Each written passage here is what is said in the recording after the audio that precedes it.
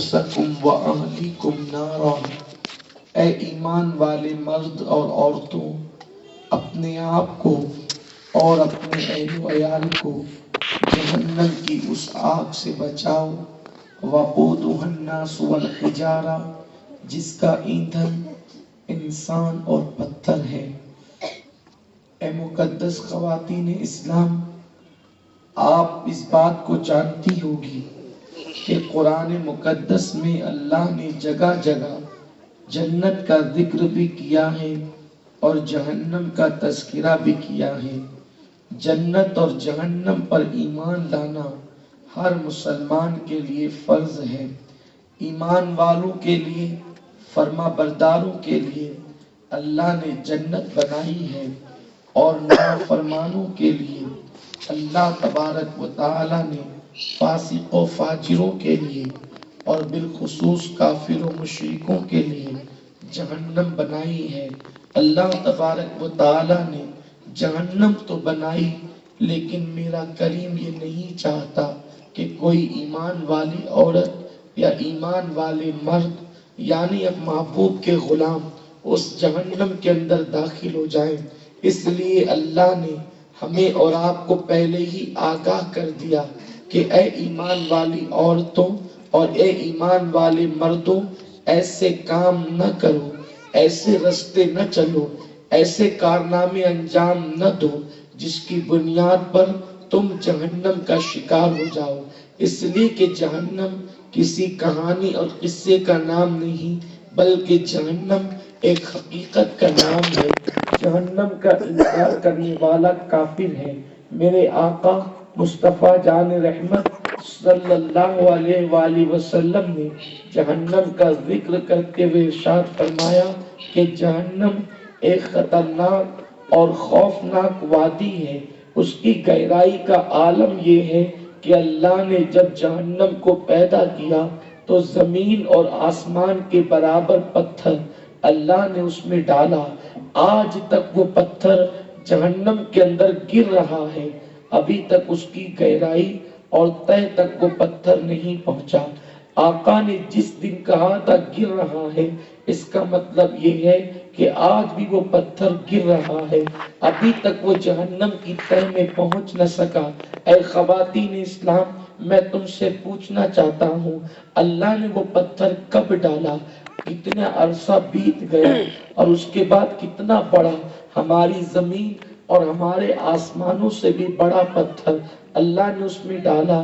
اس سے آپ اندازہ لگائیں جہنم کتنی بڑی ہے، جہنم کتنی گہری ہے۔ میرے آقا مصطفیٰ جان رحمت صلی اللہ علیہ وآلہ وسلم فرماتے ہیں کہ جہنم کے اندر جس زنجیر سے باندھ کر کے جہنمیوں کو عذاب دیا جائے گا، اگر وہ زنجیر کا ایک ٹکڑا کسی پہاڑ پر رکھ دیا جائے تو پہاڑ جل کر کے ریزہ ریزہ ہو جائے۔ آقا کریم صلی اللہ علیہ وسلم کے فرمان کا مفہوم ہے کہ جہنم کے اندر جس جہنمی کو سب سے ہلکا اور کم عذاب دیا جائے گا وہ یہ کہ اس کے پیروں میں آگ کی جوتیاں پہنائی جائے گی، اور جب اس کے پیروں میں آگ کی جوتی پہنائی جائے گی تو اس کے سر کے اندر اس کا بھیجا ایسے کھولنے لگے گا جیسے چولہے پہ رکھی ہوئی ہانڈی کے اندر پانی کھولنے لگتا ہے۔ اے خواتین اسلام، آپ مجھے بتاؤ چولہے پہ رکھی ہوئی ہانڈی کے اندر پانی کیسے کھولتا ہے؟ اور سب سے کم اور ہلکا عذاب جہنمی کو یہ دیا جا رہا ہے کہ اس کے پیروں میں آگ کی جوتی پہنائی جائے گی۔ اب آپ اندازہ کریں کہ ہلکے اور کم عذاب کا یہ عالم ہے تو بڑے بڑے عذابوں کا عالم کیا ہوگا، خوفناک اور خطرناک عذابوں کا عالم کیا ہوگا۔ اب بہت دل کے کانوں سے میری بہنوں سے گزارش کرتا ہوں کہ سنجیدگی کے ساتھ آنے والی گفتگو کو سماعت کریں۔ جب سب سے ہلکا عذاب آگ کی جوتی کا پہنایا جانا ہے تو اب آئیے میرے آقا، آپ کے آقا مصطفیٰ جان رحمت صلی اللہ علیہ وآلہ وسلم فرماتے ہیں کہ جب میں شب معراج میں جہنم کا میں نے مشاہدہ کیا۔ آقا جب معراج پر گئے تو اللہ کا دیدار بھی کیا، جنت کی سیر بھی کی اور جہنم کا مشاہدہ بھی کیا۔ آقا فرماتے ہیں جب میں نے معراج کی شب جہنم کا مشاہدہ کیا تو میں نے کیا دیکھا کہ سب سے زیادہ جہنم کے اندر عورتوں کو میں نے پایا۔ اسی لیے آقا نے فرمایا اے عورتوں تم صدقہ کثرت سے کیا کرو، کیونکہ میں نے جہنم میں سب سے بڑی تعداد عورتوں کی دیکھی ہے۔ اللہ اکبر۔ آپ اندازہ لگائیں اے خاتون جنت کی کنیزوں، یہ کون کہہ رہا ہے؟ مصطفیٰ جان رحمت صلی اللہ علیہ وسلم کہہ رہے ہیں کہ میں نے سب سے زیادہ جہنم میں عورتوں کو دیکھا۔ آقا سے عرض کیا یا رسول اللہ صلی اللہ تعالی علیہ وسلم، عورتیں سب سے زیادہ جہنم میں کیوں جائے گی؟ تو آقا فرماتے اس لیے کہ عورتوں کے اندر ناشکرا پن ہوتا ہے، عورتیں اکثر ناشکری ہوتی ہے اور وہ اپنے شوہر کی نافرمان ہوتی ہے، اس لیے عورتیں جہنم میں جائے گی۔ اس کا مطلب یہ ہے اگر عورتوں کو شادی کے بعد سے لے کر ہر دن اچھی سے اچھی غذا ملے اور اچھے سے اچھا لباس ملے تو وہ شکر نہیں کرتی۔ اگر ایک دن اس کو بری چیز مل جائے یا ایک دن اس کی ضرورت پوری نہ ہو تو فوراً عورتیں کہہ دیتی ہیں یہ گھر تو ایسا ہے، جب سے میں اس گھر میں آئی ہوں کبھی مجھے چین کی سانس نہ لینا نصیب نہیں ہوئی، مجھے کبھی میرا مطالبہ پورا نہ ہوا۔ میری بہنوں، یہ ناشکرے پن کی بنیاد پر آقا فرماتے ہیں میں نے عورتوں کو جہنم میں سب سے زیادہ دیکھا۔ اللہ اکبر۔ بلکہ یہاں تک میرے سرکار نے فرمایا اگر کوئی عورت مصیبت میں ہو، تنگ دستی میں ہو، اور اگر کوئی اس سے پوچھے بتا کیسی ہے اور وہ کہہ دے الحمدللہ، آقا کریم فرماتے ہیں اللہ کا شکر ادا کرنے کی بنیاد پر اللہ اس کی مصیبتوں کو دور فرما دے گا اور اللہ جنت کی نعمتیں اسے عطا فرمائے گا۔ اے خاتون جنت رضی اللہ تعالیٰ عنہ کی کنیزوں، آقا کریم صلی اللہ علیہ وسلم فرماتے ہیں کہ میں نے جہنم کا جب مشاہدہ کیا تو میں نے کچھ عورتوں کو جہنم کے عذاب میں گرفتار دیکھا۔ آقا فرماتے ہیں جہنم کے اندر کچھ عورتیں ایسی تھی جو ننگی اوندھے منہ لٹکی ہوئی تھی۔ آپ غور فرمائیں اللہ اکبر، اگر کسی کو چند گھنٹوں کے لیے اوندھے منہ لٹکایا جائے یعنی اس کا سر نیچے ہو اور اس کے پیر اوپر ہو تو اس کی کیفیت کیا ہوگی، اس کا حال کیا ہوگا، اس کا معاملہ کیا ہوگا۔ لیکن اللہ اکبر، کچھ عورتیں ایسی ہیں ننگے بدن اوندھے منہ جہنم کی آگ کے اندر لٹکائی گئی ہے۔ آقا کریم صلی اللہ علیہ وسلم فرماتے ہیں میں نے جبریل امین سے پوچھا اے جبریل بتاؤ یہ کون عورتیں ہیں جو جہنم کے اندر اوندھے منہ ننگی لٹکائی گئی ہے؟ تو جبریل امین نے عرض کیا یا رسول اللہ صلی اللہ علیہ وسلم یہ وہ عورتیں ہیں جو کپڑا پہننے کے بعد بھی ننگی رہا کرتی تھی۔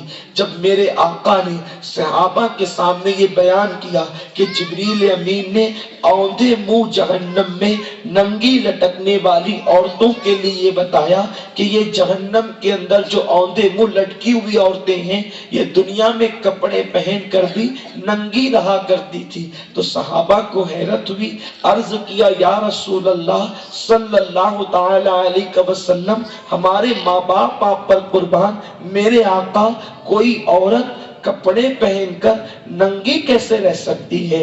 ظاہر سی بات ہے جو کپڑا پہنے گا وہ ننگا نہ ہوگا اور جو ننگا ہوگا وہ کپڑے نہیں پہنے گا۔ لیکن یہ عجیب سی بات بتائی جا رہی ہے کہ یہ عورتیں جو جہنم کے اندر اوندھے منہ لٹکی ہوئی ہیں یہ کپڑے پہن کر بھی ننگی رہا کرتی تھی۔ تو میرے آقا نے فرمایا اے میرے صحابہ اس کا مطلب یہ ہے کہ یہ عورتیں اتنے پتلے پتلے اور باریک لباس پہنتی ہوگی اور اتنے تنگ اور فٹنگ میں چست لباس پہنتی ہوگی کہ کپڑے پہننے کے بعد بھی ان کا جسم نظر آتا ہوگا، اس لیے ان عورتوں کو یہ عذاب دیا گیا۔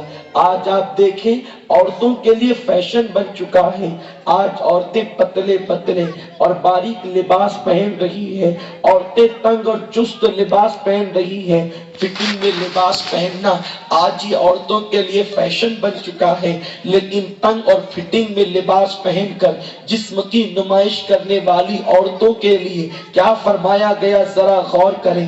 اے خاتون جنت کی کنیزوں، آپ مجھے بتاؤ، اگر جسم کی نمائش کوئی کر رہا ہے اپنے حسن کی تعریف کے لیے، تو چند لڑکیاں یا چند محلے کی عورتیں اتنا تو کہہ سکتی ہے کہ فلاں کی بیوی بڑی خوبصورت ہے اور فلاں کی بہن بیٹی بڑی خوبصورت ہے، لیکن مجھے بتاؤ، جسم کی نمائش کروا کر کے، باریک اور پتلے لباس پہن کر کے، تنگ اور چست لباس پہن کر کے تم اپنا کیا فائدہ کر رہی ہو سوائے جہنم کا ایندھن بننے کی؟ اے میری بہنوں، تم اچھی طریقے سے جانتی ہو کہ معمولی سا اگربتی کا چٹکا لگ جائے تو تم سے برداشت نہیں ہوتا، اگر مچھر ڈنک مارے تم سے برداشت نہیں ہوتا، مکھی بیٹھ جائے تو اپنی نیند اڑ جاتی ہے۔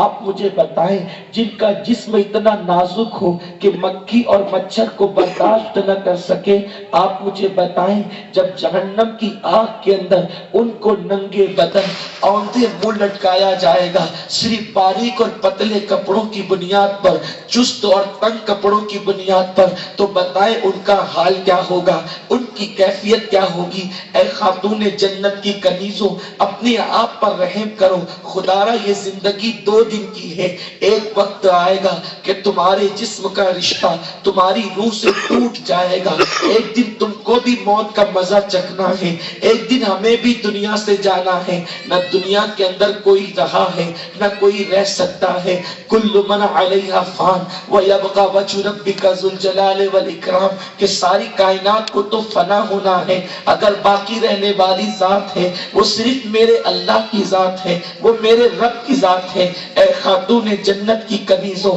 آخر مجھے بتاؤ، کب تک رب کی نافرمانی کرتی رہو گی، کب تک اللہ کو ناراض کرتی رہو گی؟ آج کی بیٹیاں جب بازار میں کپڑے خریدنے کے لیے جاتی ہیں تو یہ کہتے ہوئے جاتی ہیں، ذرا وہ کپڑے بتاؤ، ذرا وہ ڈریس بتاؤ جو فلاں ہیروئن نے فلاں فلم میں پہنا تھا، فلاں اداکارہ نے فلاں سیریل میں پہنا تھا، اور ان کپڑوں کو پہن کر ہماری بیٹیاں اتراتی ہیں، سر کے بالوں پر دوپٹہ اوڑھ کر کے بالوں کو چھپانے کی بجائے گلے میں مفلر کی طرح لٹکا کر ادھر ادھر اتراتی پھرتی ہے۔ اے خاتون جنت کی کنیزوں، مجھے بتاؤ، ایک دن مرنا تو ہے، ایک دن قبر میں آرام تو کرنا ہے، ایک دن قبر میں سونا تو ہے۔ اللہ اکبر، میری بہنوں، ان گناہوں کو کرنے سے پہلے ذرا قبر کی رات کو یاد کر لینا۔ تمہیں اپنے کمرے کے اندر سکون کی نیند نہیں آتی، اگر لائٹ بند ہو جائے تو، اچانک پاور بند ہو جائے، اچانک کرنٹ چلا جائے تو تم اپنے کمرے میں بے چین ہوتی ہو، بے قرار ہوتی ہو، تمہیں اکیلے ڈر لگتا ہے۔ آپ مجھے بتائیں، 10 بائی 10 20 بائی 20 کے کمرے میں جب تم اکیلی ڈرتی ہو تو جب تمہیں 2 گز قبر کے اندر اکیلے سونا ہوگا، اس وقت وہ طاقت تم کہاں سے لاؤ گی، اس وقت وہ قوت تم کہاں سے لاؤ گی؟ اے خاتون جنت کی کنیزوں، یاد رکھو، اداکارہ کے طریقے کو اختیار کرنے میں نجات نہیں، ہیروئن کے نقش قدم پر چلنے میں نجات نہیں، اگر نجات ہے تو سیدہ فاطمہ کے طریقے میں نجات ہے، نجات ہے تو امہات المومنین کے طریقے میں نجات ہے، نجات ہے تو اماں عائشہ صدیقہ کے نقش قدم پر چلنے میں نجات ہے، اگر نجات ہے تو رابعہ بصری کے نقش قدم پر چلنے میں نجات ہے۔ اے خاتون جنت کی کنیزوں، زیور پر نہ اترانا، قیمتی مکانات پر نہ اترانا، دولت پر ناز نہ کرنا، اللہ کی نافرمانی نہ کرنا۔ بڑی بڑی دولت مند عورتیں دنیا کے اندر سے گم ہو چکی ہیں، ان کی قبروں کا نشان بھی مٹ چکا ہے۔ یاد رکھو، دولت کی کوئی حیثیت نہیں، حیثیت تو تقوی کی ہے، حیثیت تو اللہ سے ڈرنے کی ہے، حیثیت تو پرہیزگاری کی ہے، حیثیت تو رب کی عبادت کی ہے۔ جانتی ہیں آپ، دنیا کے اندر بڑے بڑے بادشاہوں کی عورتیں جو دودھ سے نہایا کرتی تھی، اللہ اکبر، جن کے لیے روزانہ نئے نئے حوض بنائے جاتے تھے، آج ان عورتوں کی قبروں کا نشان بھی موجود نہیں، لیکن ایک عورت ایسی ہے جس جس کا قد ناٹا ہے، جس کا رنگ کالا ہے، کالے سالے رنگ کی ہے، قد کے اعتبار سے ناٹی ہے، لیکن اس عورت کی عزت کیا ہے؟ جب وہ عورت حج کے لیے گھر سے نکلی اور مکہ مکرمہ کے قریب پہنچی تو مکے کی سرحد پر کعبہ اس کے استقبال کے لیے چلا آیا۔ وہ خاتون کہتی ہے، اے کعبے تو کیوں چلا آیا؟ میں تجھے دیکھنے نہیں آئی بلکہ میں تو تیرے رب کا دیدار کرنے آئی ہوں۔ وہ عورت کون ہے؟ اسی عورت کو رابعہ بصری کہتے ہیں، جو پوری رات سیدہ فاطمہ کی اتباع میں ان کے نقش قدم پر چلتے ہوئے اللہ کی عبادت پہ راتوں کو گزار دیا کرتی تھی۔ کسی نے رابعہ سے پوچھا، اے اماں رابعہ یہ بتا، کیا تجھے اللہ پر بھروسہ نہیں کہ اللہ تجھے بخش دے گا؟ پھر پوری رات عبادت کیوں کرتی ہوں؟ تو رابعہ نے جواب دیا، یقیناً میرے اللہ پر مجھے یقین ہے کہ وہ مجھے بخش دے گا، لیکن پوری رات عبادت اس لیے کرتی ہوں جب قیامت کے دن سارے نبیوں کی امتیں آئے گی اور میرے نبی کی امت بھی آئے گی تو میرے آقا یوں فرمائیں گے، اے دوسرے نبیوں کے امتیوں، میری امت کی ایک عورت نے اتنی کثرت سے عبادت کی ہے کہ تمہاری امت کے مردوں نے ویسی عبادت نہیں کی ہے، تو میری وجہ سے میرے نبی کا سر فخر سے اونچا ہو جائے گا۔ صرف اس بنیاد پر میں پوری رات عبادت کرتی ہوں۔ اے خاتون جنت کی کنیزوں، وہ عورتیں کتنی مقدس تھی جو پوری رات اللہ کی عبادت کرتی تھی۔ آج کی عورتوں کا حال تو یہ ہے، پوری رات عبادت کرنا تو دور کی بات، انہیں نماز کا وقت بھی نہیں، نماز کے لیے ان کے پاس ٹائم نہیں۔ عورتیں بہانہ بناتی ہیں، مولانا میرے بچے چھوٹے ہیں اس لیے میں نماز کے لیے ٹائم نہیں نکال سکتی، نماز کے لیے وقت نہیں نکال سکتی، نماز کے لیے الگ بہانے، میرا شوہر ہے اس کی خدمت کرنا ہے، میرے بچے ہیں بدن پہ پیشاب کر دیتے ہیں، کپڑوں پر پیشاب کر دیتے ہیں، گھر کا یہ کام ہے، گھر کا وہ کام ہے، یہ کرنا ہے وہ کرنا ہے۔ میری بہنوں میں تم سے پوچھتا ہوں، تمہارے تو 2-4 ہی بچے ہیں، سیدہ فاطمہ کے تو 7 بچے تھے، 4 بیٹیاں ہیں، 3 بیٹے ہیں اور سب بچے چھوٹے ہیں۔ اللہ اکبر، 7 بچوں کی پرورش ایک ساتھ کر رہی ہے، لیکن اس کے باوجود بھی سیدہ فاطمہ کی ایک وقت کی نماز چھوٹنا تو دور کی بات ہے۔ عشاء کی نماز کے بعد جب عبادت کرنے کی نیت سے مصلی پر کھڑی ہوتی تو ایک ہی سجدے کے اندر پوری رات گزار دیتی۔ جب صبح کا منادی فجر کے اندر ندا کرتا تو نماز جلدی سے مکمل کر کے اللہ کی بارگاہ میں عرض کرتی، میرے اللہ تو نے رات کو کتنی چھوٹی بنایا کہ تیرے نبی کی بیٹی فاطمہ دل کھول کر سجدہ بھی نہ کر سکی۔ میرے کریم کوئی رات اتنی طویل کر دے، اتنی طویل کر دے کہ فاطمہ دل کھول کر کے سجدہ کر لے۔ آپ سے میں پوچھنا چاہتا ہوں، سیدہ فاطمہ کو سجدے کے لیے رات چھوٹی پڑتی تھی اور آج میری بہنوں کو سیریلوں کے لیے رات چھوٹی پڑتی ہے، انٹرنیٹ پر بیٹھ کر گندے مناظر کو دیکھنے میں رات چھوٹی پڑتی ہے، آج کی عورتوں کو فلمیں دیکھنے میں رات چھوٹی پڑتی ہے۔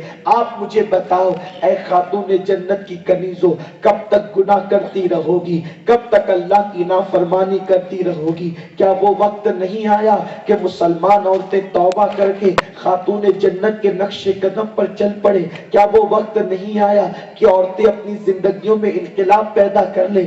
اے میری بہنوں، تم بچوں کی بات کرتی ہو، سیدہ فاطمہ بھی بچوں کی پرورش کرتی تھی، لیکن اللہ اکبر، تمہارے گھر میں تو مرچ پیسی ہوئی آتی ہے، تمہارے گھر میں تو آٹا پیسا ہوا آتا ہے، تمہارے گھر میں تو گھر نل لگے ہوئے ہیں، گھر واٹر پمپ لگے ہوئے ہیں، لیکن سیدہ فاطمہ کا حال یہ تھا کہ وہ کنویں پر جاتی اور کنویں پر جانے کے بعد مشکیزیں بھر کے پانی لاتی۔ مولائے کائنات شیر خدا علی مرتضیٰ نے کہا کہ فاطمہ مشکیزہ اٹھا کر لاتی تھی، تو مشکیزہ اٹھانے کی وجہ سے فاطمہ کی پیٹھ پر کالے کالے کالے نشان پڑ گئے تھے چکی پیسنے کی وجہ سے. جب سیدہ فاطمہ چکی چلاتی تو چکی چلاتے چلاتے سیدہ فاطمہ کے ہاتھوں میں چھالے پڑ جاتے تھے. آپ مجھے بتائیں جس کے گھر میں پیسا ہوا آٹا نہیں آتا, جس کے گھر کے اندر کنویں سے پانی لانے جانا پڑتا, پھر بھی اللہ کی عبادت کی اتنی کثرت کرتی تھی.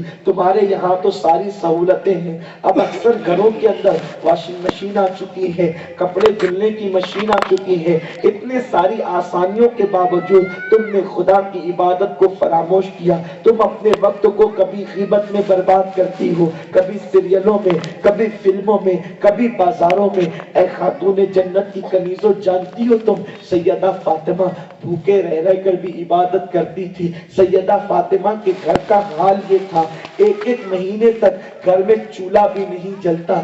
جانتی ہیں آپ, بچوں کو کبھی پانی پلاتی, کبھی فاقے کراتی, لیکن مجال ہے کہ ایک وقت کی نماز بھی چھوٹ جائے. میری بہنوں مجھے بتاؤ, تم 3 مرتبہ پیٹ بھر کر کے کھاتی ہو اور اللہ کی نافرمانی کرتی ہو. بتاؤ یہ غذا تمہیں کون دیتا ہے؟ جس ہیرو اور ہیروئن کے زنا کے مناظر تم اسکرین پر دیکھ رہی ہو, جس سیریل کی اداکارہ کو تم پورا تو دن دیکھ رہی ہو, یہ تمہیں غذا دیتی ہے یا میرا اللہ تمہیں غذا دیتا ہے؟ مجھے بتاؤ, اگر اللہ تم پر تنگ دستی ڈال دے اور تم سے غذا چھین لے تو کیا دنیا کی کوئی طاقت تمہیں غذا دے سکے گی؟ کیا دنیا کی کوئی طاقت تمہارے گھر میں برکت دے سکے گی؟ ذرا سوچو تو صحیح. کھاتی ہو اللہ کا, پہنتی ہو اللہ کا, پیتی ہو اللہ کا, رہتی ہو اللہ کی زمین پر, اور اللہ کی نافرمانی کب تک نافرمانی کرو گی؟ ایک دن اللہ کے عذاب میں گرفتار ہو جاؤ گی. میری بہنوں جلدی سے توبہ کر لو. سن لو, اللہ تبارک و تعالی اگر عذاب دینے پر آتا ہے تو نبی کی بیوی کو بھی عذاب دیتا ہے. کیا تمہیں نہیں معلوم لوط علیہ السلام کی بیوی جہنم میں جائے گی؟ کیوں؟ اس لیے کہ اس نے حضرت لوط علیہ السلام کی نافرمانی کی, لوط علیہ السلام پہ ایمان نہ لائی. آپ مجھے بتاؤ, نبی کی بیوی ہونے کے بعد اگر وہ کافر ہو جاتی ہے, نبی کی غدار ہو جاتی ہے, تو وہ جہنم میں جاتی ہے.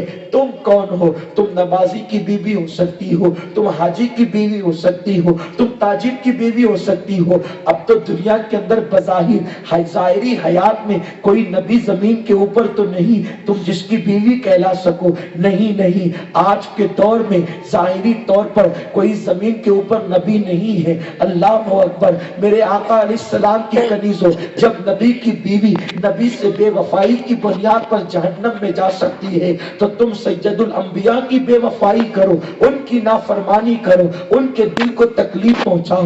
3 مرتبہ ایک دن کے اندر پیٹ بھر کے کھانا کھاؤ اور تم میرے آقا کی نافرمانی کرو. مجھے بتاؤ تو صحیح, دنیا تو تمہیں زندہ دفن کر رہی تھی, تمہیں تو دنیا نے جینے کا حد بھی نہیں دیا تھا. وہ میرا رسول ہی تو ہے جس نے طائف میں پتھر کھائے تمہیں زندگی عطا کی, لوگوں کے درمیان لوگوں کو اللہ سے ڈرا کر بیٹیوں کی عزت بچائی, بیٹیوں کی پیدائش پر جنت کی خوشخبری سنائی اور بیٹیوں کا مقام اور مرتبہ یہاں تک بلند کیا.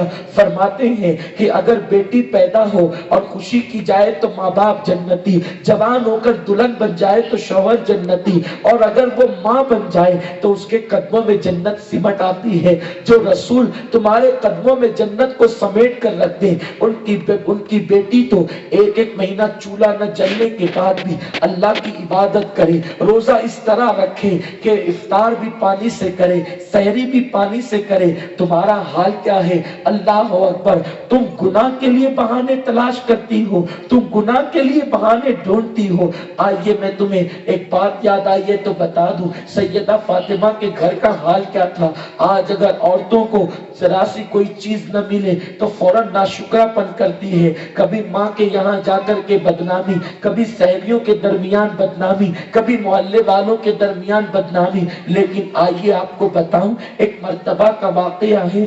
میرے آقا مصطفیٰ جان رحمت صلی اللہ علیہ وآلہ وسلم بڑے طویل سفر سے بہت دنوں کے بعد سفر کے بعد مدینہ شریف آئے، آقا مسجد نبوی میں اپنی عادت کے مطابق تشریف لائے تھے۔ کسی صحابی نے عرض کیا یا رسول اللہ صلی اللہ تعالی علیہ وسلم، ہمیں معلوم ہوا ہے کہ آپ کی بیٹی فاطمہ جب آپ سفر پر گئے تھے تو بہت بیمار ہو چکی ہے اور اب تک کے بیمار ہے۔ آقا کریم علیہ السلام نے سارے کام چھوڑ دیے اور اپنی چہیتی لگتے جگر سیدہ فاطمہ کے گھر گئے۔ گھر جانے کے بعد میرے آقا نے سیدہ کے دروازے پہ دستک دی۔ جب دستک دی تو اندر سے آواز آئی، کون؟ میرے آقا نے فرمایا بیٹی میں تمہارا بابا محمد ہوں صلی اللہ علیہ وآلہ وسلم۔ اندر سے آواز آئی، بابا آپ کے ساتھ کوئی اور بھی ہے یا آپ اکیلے ہیں؟ میرے آقا نے فرمایا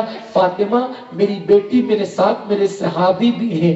اندر سے آواز آئی، آقا آپ تو اندر آ سکتے ہیں لیکن آپ کے صحابی کو اندر آنے کی اجازت نہیں۔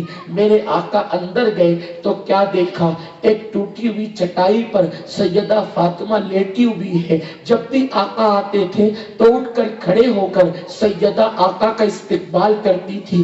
آج فاطمہ نے میرے آقا کا استقبال نہیں کیا، اس لیے کہ اپنی چٹائی پر لیٹی ہے، اٹھنے کی طاقت بھی نہیں، کھڑے ہونے کی طاقت بھی نہیں، اور اپنے بابا سے کہتی ہے بابا جان اصل میں آپ مجھے معاف کریں، میں نے آپ کے صحابی کو کسی غیرت کی وجہ سے اندر آنے سے نہیں روکا۔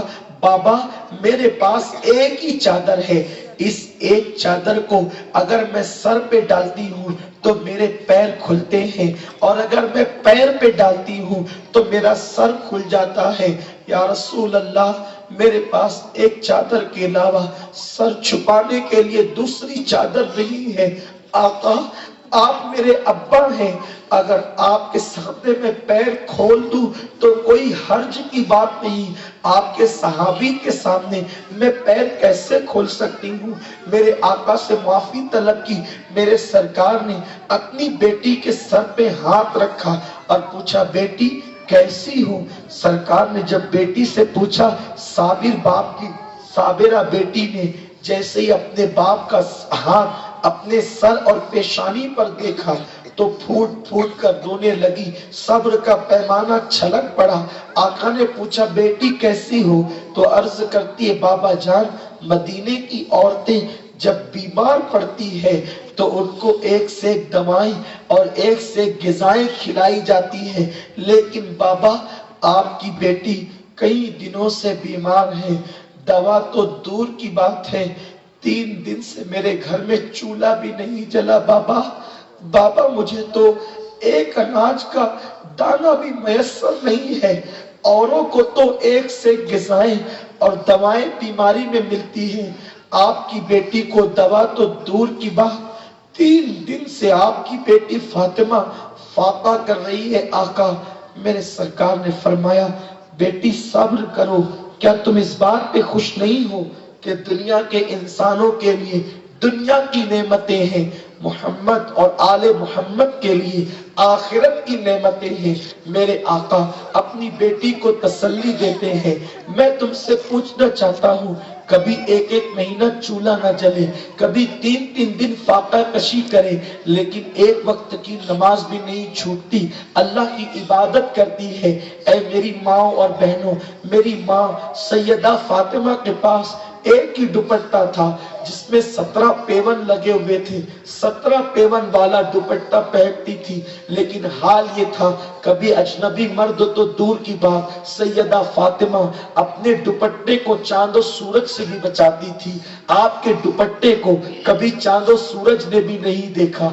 اسی مضمون کو میرے آقا سیدی اعلیٰ حضرت یوں فرماتے ہیں، جس کا آنچل نہ دیکھا ماؤ مہر نے، جس کا آنچل نہ دیکھا ماؤ مہر نے، اس ردائے نزاغت پہ لاکھوں سلام۔ آپ غور کریں میری بہنوں، تم کہاں جا رہی ہو؟ آج پارک میں مسلمان عورتیں نظر آتی ہے، فلموں میں مسلمان عورتیں نظر آتی ہے، بازاروں میں مسلمان عورتیں نظر آتی ہے۔ حیا کہاں چلی گئی؟ غیرت کہاں چلی گئی؟ خوف خدا کہاں چلا گیا؟ میرے پیارے آقا علیہ السلام کی کنیزوں، تو عرض یہ کر رہا تھا، میرے آقا علیہ السلام نے فرمایا کہ میں نے جہنم میں کچھ عورتوں کو دیکھا کہ وہ اوندھے منہ جہنم کے اندر لٹکی ہوئی ہے۔ اللہ اکبر۔ پھر میرے آقا فرماتے ہیں میں نے جہنم کے اندر کچھ عورتوں کو یوں دیکھا کہ ان کی چمڑی کو آگ کی قینچی سے کاٹا جا رہا تھا۔ سرکار فرماتے ہیں میں نے شب معراج کچھ عورتوں کو دیکھا کہ ان کی چمڑی کو آگ کی قینچی سے کاٹا جا رہا تھا۔ میں نے پوچھا اے جبریل، یہ کون عورتیں ہیں جن کی چمڑی کو آگ کی قینچی سے کاٹا جا رہا ہے؟ آپ غور کریں، دنیا کی قینچی نہیں، آگ کی، اور وہ بھی آگ کون سی؟ جہنم کی آگ کی قینچی۔ اے خاتون جنت کی کنیزوں، سوچو تو صحیح کہ جہنم کی آگ کی قینچی سے کچھ عورتوں کی چمڑیاں کاٹی جا رہی تھی۔ آقا نے پوچھا جبریل یہ کون عورتیں ہیں جن کی چمڑی جہنم کی آگ کی قینچی سے کاٹی جا رہی ہے؟ تو جبریل امین نے عرض کیا یا رسول اللہ، یہ آپ کی امت کی وہ عورتیں ہیں جو اپنے گھروں سے اچھے کپڑے پہن کر اور بن سنور کر اس لیے نکلتی تھی کہ ان کو دوسرے لڑکے دیکھیں اور مرد دیکھیں اور ان کے فتنے کے اندر مبتلا ہو جائیں۔ اس لیے ان عورتوں کو آج ان کی چمڑی کو آگ کی قینچی سے کاٹا جا رہا ہے۔ اے میری بہنوں، آج آپ نہیں دیکھتی عورتیں ولیمے میں جا رہی ہے تو گھنٹوں پہلے سے سنگار کرتی ہے، بازار میں جا رہی ہے تو گھنٹے پہلے سے سنگار کرتی ہے، کہیں جا رہی ہے تو گھنٹوں پہلے سے سنگار کرتی ہے۔ آپ مجھے بتائیں، میں نہیں کہتا کہ عورتوں کو سنگار نہیں کرنا چاہیے، عورتوں کو بالکل سنگار کرنا چاہیے، لیکن رات کے وقت اپنے شوہر کے لیے کرنا چاہیے۔ ولیمے میں جانے کے لیے سنگار کرنے کی اجازت نہیں، بازار میں جانے کے لیے سنگار کرنے کی اجازت نہیں، بلکہ آج تو عورتیں برقع بھی پہنتی ہے تو اس طریقے کا برقع پہنتی ہے کہ 4 لوگ دیکھ کر اس کی طرف متوجہ ہو جائیں۔ آج سے تقریباً 800-900 سال پہلے حجت الاسلام امام غزالی رحمت اللہ علیہ نے فتویٰ دیا تھا کہ جس برقعے پر ڈیزائن بنی ہو، بیل بوٹے بنے ہو، ایسی ڈیزائن کہ جس کو دیکھ کر مرد ان کی طرف متوجہ ہو، ایسے برقعے پہننا عورتوں کے لیے ناجائز ہے۔ آپ مجھے بتائیں کہ 900 سال پہلے ڈیزائن کا اتنا رواج نہیں تھا اور بیل بوٹوں کا اتنا ترقی والا معاملہ نہیں تھا، امام غزالی نے اس وقت فتویٰ دیا تھا کہ جس برقعے پر ڈیزائن بنی ہو ایسے برقعے عورتوں کے لیے ناجائز ہے۔ برقعے تو بالکل سادے سمپل ہونے چاہیے کہ پہننے کے بعد عورت کی پوری حیت نظر ہی نہ آئے، پتہ نہ چلے کہ دبلی ہے کہ موٹی ہے، پتہ نہ چلے کہ کالی ہے کہ گوری ہے۔ برقعہ تو جسم چھپانے کے لیے ہے، برقعہ تو پردہ کرنے کے لیے ہے۔ اسلام میں برقعہ فرض نہیں ہے، اسلام میں پردہ فرض ہے۔ اب برقعہ تم نے ایسے بنوا لیا، نگ لگے ہیں، بیل بوٹے بنے ہیں، اتنا خوبصورت ہے، اتنا تنگ اور چست ہے، اس پر طرفہ تماشا یہ کہ اسکارف لگا ہوا ہے جس میں پیشانی اور آنکھوں کے درمیان جو ہے وہ ایک کالا کپڑا ہے۔ اب اس میں تو آنکھیں کھلی ہوئی اور بھی خطرناک معلوم ہوتی ہے، نہیں دیکھنے والا انسان بھی دیکھتا ہے۔ اب آپ مجھے بتائیں، برقعے کا مقصد یہ تھا کہ تمہیں کوئی نہ دیکھے، اور اب برقعہ تم نے ایسا بنوا لیا کہ جو دیکھتا ہے تمہاری طرف متوجہ ہوتا ہے۔ تو ایسے برقعے جو دعوت نظارہ دیتے ہوں، ایسے برقعے جس میں نگ لگے ہوں، جس میں بیل بوٹے لگے ہوں، ایسے برقعے پہننا ناجائز ہے۔ اے خاتون جنت کی کنیزوں، ایسے برقعوں کو جو ہے وہ کباڑ کے اندر بند کر دو، تجوریوں کے اندر بند کر دو، ایسے برقعے جو ہے وہ ختم کر دو، اور وہ برقعے سلاؤ جو بالکل سادے سمپل ہو، ڈھیلے ڈھالے ہو، اس کا کپڑا موٹا ہو، پہننے کے بعد پتہ نہ چلے کہ عورت کا رنگ کیسا ہے، اس کا جسم کیسا ہے۔ آج تو برقع ساری چیزوں کو ظاہر کرتا ہے۔ یہ برقعے تمہیں جہنم میں لے جائیں گے۔ اگر جنتی عورت بننا ہے تو برقعے وہ سلاؤ کہ کوئی تمہارا ناخن نہ دیکھ سکے۔ اے خاتون جنت کی کنیزوں، سیدی اعلیٰ حضرت فتاوی رضویہ شریف میں فرماتے ہیں عورتوں کو چاہیے کہ وہ اپنے ہاتھوں کو مہندی سے ہمیشہ رنگے رہا کرے، ہمیشہ مہندی لگا لیا کرے، اور مہندی بھی وہ نہیں جس میں بیل بوٹے بنے ہوں، بلکہ مہندی وہ کہ پورے ہاتھ پر ایک جیسی مہندی لگا دی جائے تاکہ نہ کوئی بیل ہو نہ کوئی بوٹا ہو، اور ناخن بھی رنگ لیے جائیں۔ تو پوچھا گیا اس میں کیا حکمت ہے کہ عورتیں اپنے ہاتھوں میں ہمیشہ مہندی رکھے اور ناخن بھی رنگا کرے؟ تو فرمایا کہ اگر عورت اپنے ہاتھ کو مہندی سے لال کر لیتی ہے تو لینے دینے میں یہ پتہ نہیں چلے گا کہ عورت کا رنگ کالا ہے کہ گورا ہے، تاکہ کوئی عورت کے فتنے میں مبتلا نہ ہوگا۔ آپ مجھے بتائیں اسلام نے اتنی احتیاط کا حکم دیا۔ میرے آقا علیہ السلام فرماتے ہیں جس گھر میں ایسی عورت ہو جس کے پیر میں پازیب ہو اور اس میں گھنگرو لگے ہو اور وہ گھنگرو بجتے ہو تو 40 دن تک کے اللہ اس گھر سے اپنی رحمت کو اٹھا لیتا ہے۔ آپ مجھے بتائیں عورتوں کو کتنی احتیاط کے ساتھ رہنے کا حکم دیا گیا، لیکن جتنی احتیاط اللہ نے عورتوں کو عطا فرمائی اس سے زیادہ آج کی عورتیں بے احتیاطی کر رہی ہے، احتیاط سے دور ہو رہی ہے۔ اے خاتون جنت کی کنیزوں، آؤ کل تک تم نے جو کیا ہے اس سے سچی توبہ کر لو اور اللہ کی بارگاہ میں پلٹ جاؤ، پردے کی پابندی کرو، نماز کی پابندی کرو۔ میرے آقا فرماتے ہیں کہ جو عورت پردے کی پابندی کرتی ہے اللہ اسے مستجاب الدعوات بنا دیتا ہے، یعنی وہ جو دعا کرتی ہے اللہ اس کی ہر دعا کو قبول فرماتا ہے۔ پردہ کرنے والی عورت اللہ کے قریب ہو جاتی ہے، رب کا قرب حاصل کر لیتی ہے۔ اے خاتون جنت رضی اللہ تعالیٰ عنہ کی کنیزوں، آئیے میں آپ کو جاتے جاتے بات بتاؤں۔ آج بچیاں پردہ تو کرتی نہیں، بلکہ اگر اسکول یا کالج جا رہی ہو، یونیورسٹی جا رہی ہو، تو آج ہماری بیٹیوں کا حال یہ ہو گیا، باپ نے بیٹی کو موبائل دلا دیا، بیٹیاں موبائل پر واٹس ایپ مردوں کو بھی کر رہی ہے، اور کالج میں دوست بنا رکھے ہیں، دوستوں کو بھی کر رہی ہے، فون پہ باتیں بھی کر رہی ہے۔ اگر کوئی کہہ دے تقریر میں یہ چیزیں ناجائز ہے تو بچیاں ناراض ہوتی ہے، کہتی ان ملاؤں کو کیا سمجھتا ہے، یہ مولویوں کو کیا سمجھتا ہے۔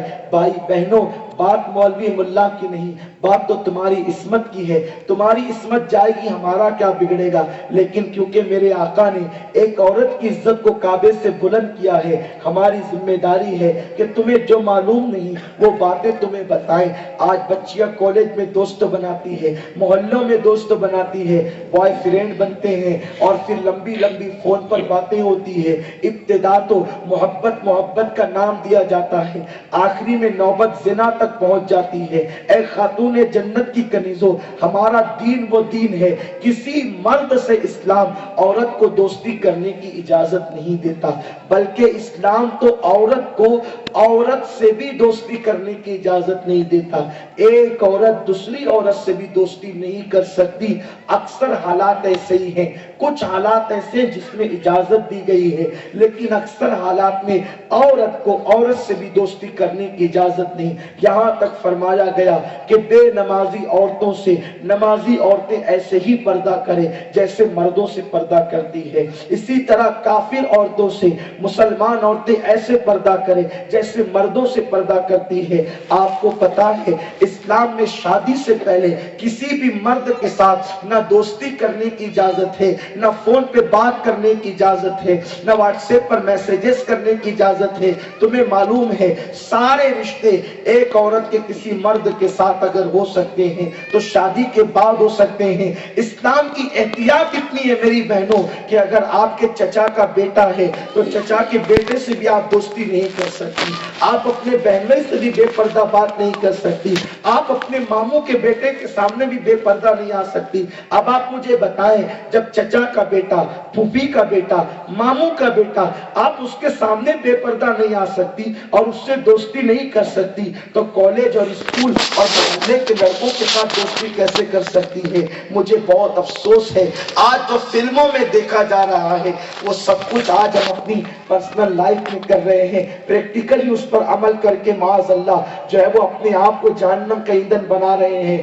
میں اپنی قوم کی بیٹیوں کو ایک پیغام دینا چاہتا ہوں، میری بہنوں، یہ جو آج کل کے لڑکے ہیں نفس پرست ہیں، کسی لڑکی سے اگر وہ دوستی کرتے ہیں تو صرف اور صرف نفسانی خواہشات کی بنیاد پر ان کا حال ایسے ہی ہے جیسے ایک بھورے اور تتلی کا حال ہوتا ہے۔ بھورا پورے باغ کے اندر اس پھول کو ڈھونڈتا ہے جس میں رس ہوتا ہے، جو تازہ ترین کھلا ہوتا ہے، ادھر اس کا رس چوسا اور اڑ گیا، پھر کبھی دوبارہ اس پھول کا طرف رخ بھی نہیں کرتا، اسے کبھی تک کر دیکھتا بھی نہیں ہے۔ میری بہن، سب سے زیادہ تیری عصمت تجھے پیاری ہونی چاہیے۔ ایمان لانے کے بعد ایک عورت کا سب سے بڑا سرمایہ اس کی عزت اور اس کی عصمت ہے، لیکن آج بچیاں فون پر گفتگو کریں مردوں سے، ان کے ساتھ پارکوں میں گھومیں۔ یاد رکھو اسلام میں اس کی کوئی اجازت نہیں۔ میرے آقا فرماتے ہیں وہ باپ دیوس ہے، اللہ نہ اس کی نمازیں قبول کرے نہ اس کی دعا قبول کرے جو اپنی بیٹی کو بے پردہ گھومنے کی اجازت دیتا ہے۔ اللہ اکبر۔ میری بہنوں، یہ سیریل تمہیں بگاڑ رہے ہیں، یہ سیریل تمہیں گمراہ کر رہے ہیں، تمہیں بے راروی کی طرف لے جا رہے ہیں۔ سنو، یہ جوانی چند سالوں کے لیے ہے، یہ حسن چند دنوں کے لیے ہے۔